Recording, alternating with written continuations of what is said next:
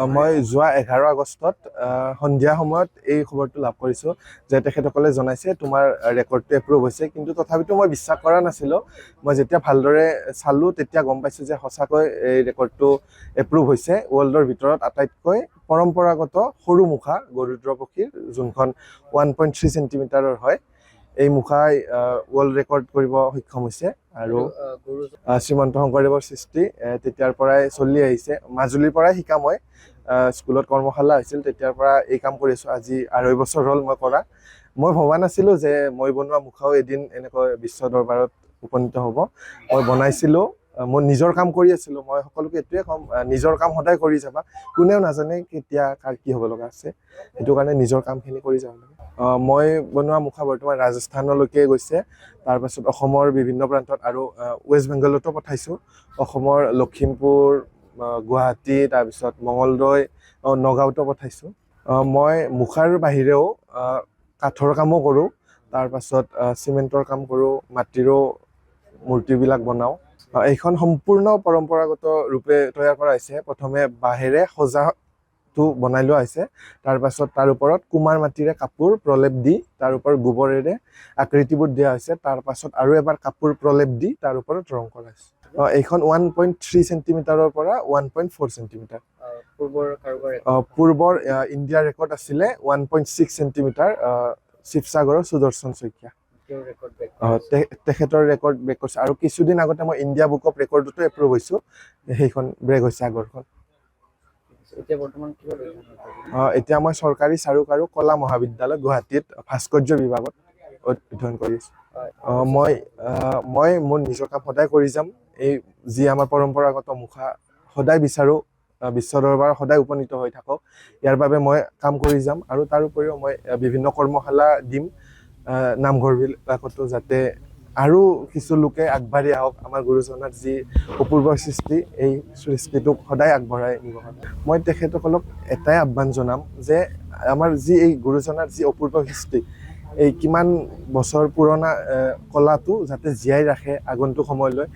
সকলোৱে শিকক এইবোৰ আৰু বিশ্ব দৰবাৰত লৈ যাওক এই কলা। গৌৰৱ কঢ়িয়াই অনাৰ কাৰণে বহুত আনন্দিত, আৰু ভৱিষ্যতলৈ যাতে আগুৱাই যাব পাৰে তাৰ বাবে মই সদায় আশীৰ্বাদ কৰিছোঁ। ৰাইজে আশীৰ্বাদ কৰক যাতে ল'ৰাটোৱে ইয়াতকৈ যদি ভৱিষ্যতলৈ আগুৱাই যাব পাৰে। আৰু খুব আৰ্থিক অৱস্থা নাই যদিও মই ল'ৰা ছোৱালীকেইটাক মই কষ্ট দিয়া নাই। যিমানখিনি পাৰোঁ মই ভৱিষ্যতলৈ আগুৱাই নিব যত্ন কৰিছোঁ, আৰু সেই মৰ্মে ল'ৰা ছোৱালীকেইটা আগুৱাই গৈছে। ভৱিষ্যতেও যাতে এনেকৈ উজ্জ্বল হয়, দেশৰ নাম গঢ়ে, লগতে আমাৰ গেলাবিল অঞ্চলৰ নাম উজ্জ্বল কৰি আনিব পাৰে।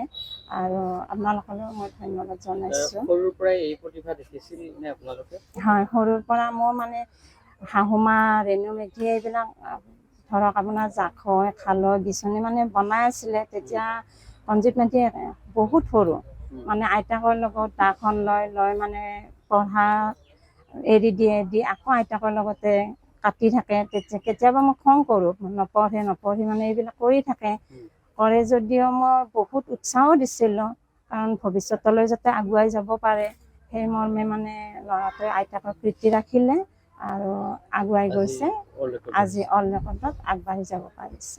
কণজিৎ মেধি গেলাবিল, ওৰাং বা ওদালগুৰিৰে নহয়, গোটেই সমগ্ৰ বিশ্বত এগৰাকী তেওঁ পৰিচিত ব্যক্তি। সকলোৱে আজি তেখেতক শুভেচ্ছা দিছে। আজি আপোনালোকে নিজেও আহিছে ইয়াতে খবৰ ল'বলৈ। কণজিৎ মেধি আমাৰ গেলাবিল হাইস্কুলত পঢ়িছিলে। আমি পালোঁ 7 মাহমান পালোঁ। তাৰপিছত তেওঁ ইতিমধ্যে নৱোদয়ত গ'ল। নৱোদয়তো আপোনালোকে শুনি ভাল পাব, নৱোদয়তো খুব সুন্দৰ ৰিজাল্ট কৰিলে ক্লাছ 10ৰ ৰিজাল্টত।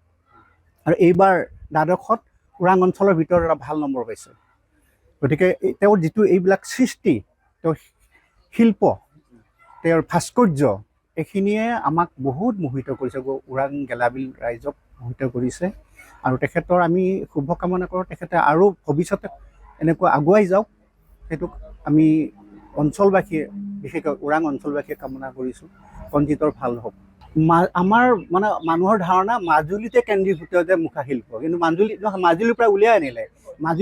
আজি মাজুলীৰ বাহিৰতো অসমৰ বিভিন্ন ঠাইত এই মুখা শিল্প সৃষ্টি হৈছে, কিন্তু গেলাবিলৰ এই এখন সৰু ঠাই, এই কণজিৎ মেধিয়ে যেনেকৈ এইবিলাক মুখা শিল্প সৃষ্টি কৰিছে, আজি তেখেতে 3.1 নহয়নে 1.3 চেণ্টিমিটাৰৰ যিটো হেৰি কৰিছে এতিয়া আপোনালোকে সকলোৱে গম পাইছে আৰু সেইকাৰণেই চাগে বিশ্ব ৰেকৰ্ড হ'ল।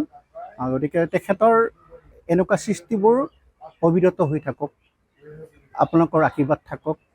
আৰু এই মুখাশিল্প তেখেতে গেলাবিলত নহয় খুব সম্ভৱ ওৰাং অঞ্চলত এনেকুৱা নাই চাগে মুখাশিল্প। এনে ভাস্কৰ্য শিল্পী বহুতো আছিলে, চাৰু বৰুৱা আছে, গুণকান্ত বৰা আছে, আমাৰ দিব্যজ্যোতি ফুকন, কিন্তু এই মুখাশিল্প আৰু ভাস্কৰ্য দুইটাতে তেখেতে দুখন হাত সমানে চলাই গৈছে।